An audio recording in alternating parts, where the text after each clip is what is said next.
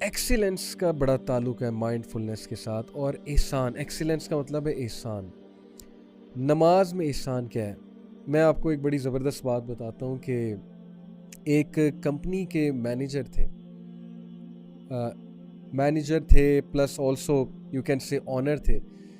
उनसे उनके एम्प्लॉय बहुत डरते थे, उनके गुस्से से बहुत डरते थे, उनके एक्सप्लोड करने से बहुत डरते थे, उनकी इम्पेशंस से बहुत डरते थे। कुछ लोग होते हैं ना, एक्सप्लोड कर जाते हैं, उनसे उनका गुस्सा कंट्रोल ही नहीं होता।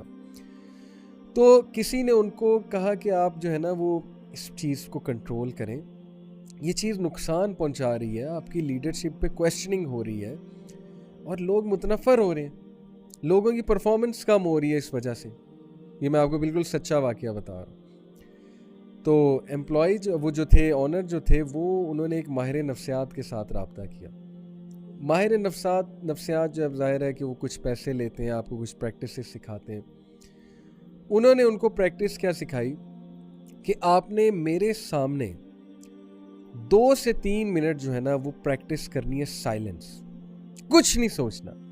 2 से 3 मिनट मेरे सामने साइलेंस प्रैक्टिस करनी है, मेरे सामने, मैं सामने हूँगा, आपने साइलेंस प्रैक्टिस करनी है। उन्होंने कोशिश की, उन्होंने कहा कि नहीं होती, मतलब मेरे जहन में थॉट्स आने लग गए हैं, मेरा फोकस आउट हो गया है, मुझे गुस्सा चढ़ रहा है, मैं यहाँ पे क्यों बैठा हुआ, नहीं हो रहा मुझसे। उन्होंने कहा फिर करें, फिर करवाया, थोड़ी बेहतर परफॉर्मेंस हुई, फिर करवाया और बेहतर परफॉर्मेंस हुई। उन्होंने कहा अब आपने इसको प्रैक्टिस करते जाना है मेरे पास आके। कुछ भी नहीं है, सिर्फ ये कि साइलेंस प्रैक्टिस करा रहे हैं उन्हें कि चुप करके मेरे सामने बैठ जाए। अच्छा, नेक्स्ट टास्क उनका ये कि अब आपने अकेले में, अब मैं नहीं सामने बैठूंगा, अब आपने कंप्लीटली अकेले में अपने थॉट्स को कंट्रोल करना है, फोकस रहना है, साइलेंस को प्रैक्टिस करना है, सारी चीज़ों को, दुनिया को एक साइड पे लगा देना है, और you have to be silent in your mind as well. ये बड़ा मुश्किल काम है, माइंड को भी साइलेंट करना। अब उनकी ये प्रैक्टिस शुरू हुई, होती गई, वो इसमें एक्सपर्ट हुए, प्रैक्टिस कर करके न्यूरॉन्स के कनेक्शंस बनते हैं ना। जब आप कोई चीज़ प्रैक्टिस करते हो तो ऑब्वियसली न्यूरॉन्स आपस में कनेक्शंस बनाते हैं उस हैबिट के हवाले से। साइलेंस की हैबिट प्रैक्टिस हो रही है, फोकस की हैबिट प्रैक्टिस हो रही है। इतना फ़ायदा हुआ उन्हें इन एक्सरसाइजेस का कि अब कोई भी बंदा उनके सामने, कोई उनके मिजाज के ख़िलाफ़ बात करता, या कोई भी बंदा कोई ऐसी बात करता जो जिससे उनको गुस्सा चढ़ने का कोई चांस था, अब उनमें पेशेंस भी आ गई, फोकस भी आ गया, और साइलेंस रहने की आदत तो थी ही, वो भी सीखी वहाँ जाके। And he was so amazed कि यार ये आपने मुझे क्या कराया, मतलब it has literally changed me. तो देन साइकोलॉजिस्ट ने उन्हें कहा कि ये जो चीज़ मैंने आपको सिखाई है ना, ये नमाज है। नमाज में हम क्या करते हैं?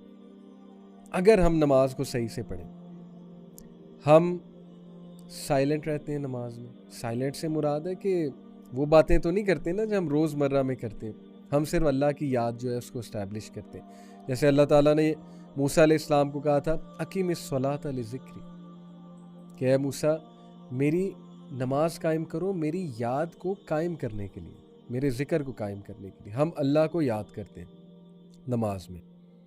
अच्छा, उससे क्या है कि हम साइलेंट रह रहे हैं, हम फोकस कर रहे हैं, हम में सब्र आ रहा है, पेशेंस आ रही है, हमने कोई हरकत नहीं करनी, हमने अपनी नमाज में थॉट्स को रेजिस्ट करना है, वसवसों को रेजिस्ट करना है, हमने इधर उधर की सोचों को नहीं सोचना, हमने उन अल्फाज पे गौर करना है, हमने सजदा करते हुए अल्लाह ताला ऐसे फ़ील करना है कि अल्लाह ताला से हम बातें कर रहे हैं, हम अल्लाह ताला के बहुत करीब हैं। और यही मैं हदीस आपको सुना दूँ, सही मुस्लिम की हदीस है।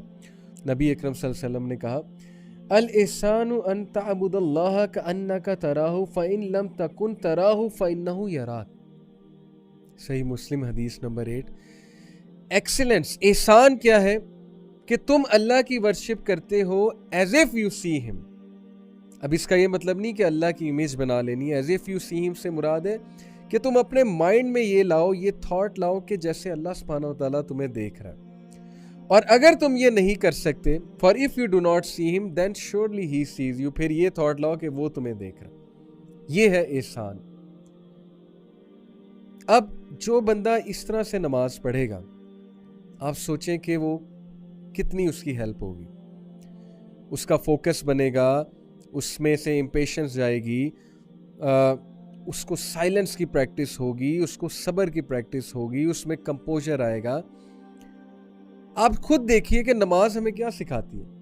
हमें नमाज में ये बताया गया है कि आप अल्लाह अकबर जब कहते हो, आप अपनी नज़रों को सजदे की तरफ जो है वो रखो, सजदे के जो स्पॉट है उस तरफ अपनी आंखों को लेके जाओ।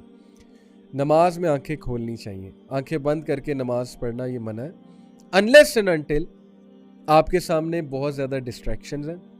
अदरवाइज आंखें खोल के नमाज पढ़नी चाहिए। नबी सल्लल्लाहु अलैहि वसल्लम ने बाकायदा हुक्म दिया है। हमें कहा गया कि आंखें खोल के सजदे की जगह देखो, यानी एक जगह फोकस करो और अपने अल्फाज पे फोकस करो।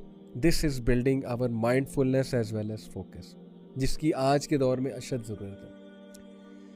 उसके बाद हम सजदे में जाते हैं, रुकू में जाते हैं, अतैया में बैठते हैं। एक एक चीज़, एक एक मूवमेंट हमें क्या सिखा रही है? सिंक्रोनाइजेशन, सब्र, कंपोजर।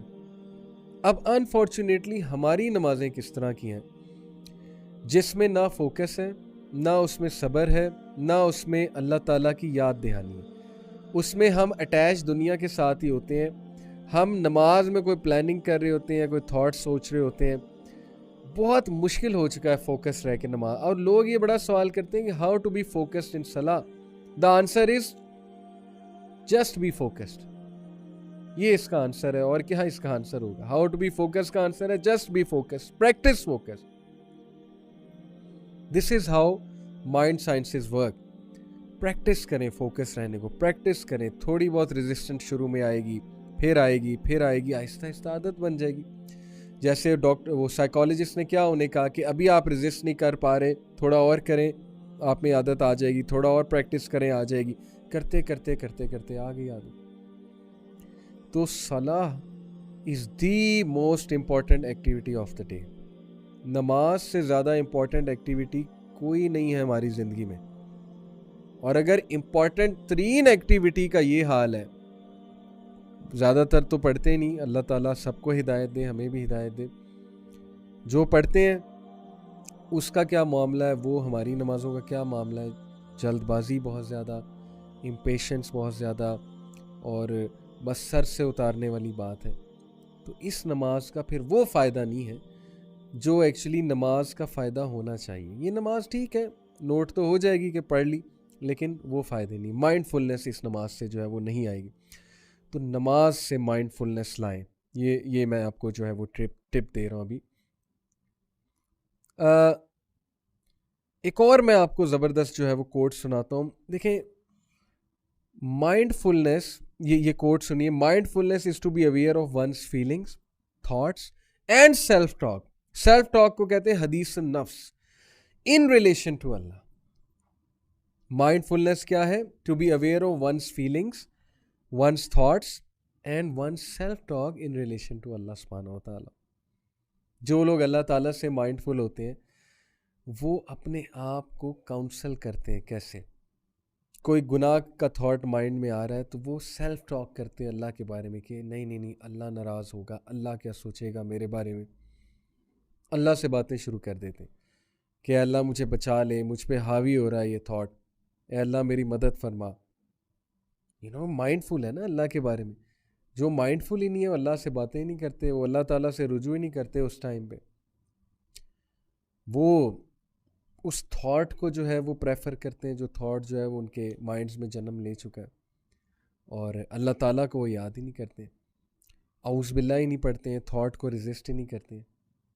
और फिर ये चीज़ उनकी आदत बनती जाती है, आदत बनती जाती है, और आहिस्ता आहिस्ता उनको ओवर थिंकिंग की आदत हो जाती।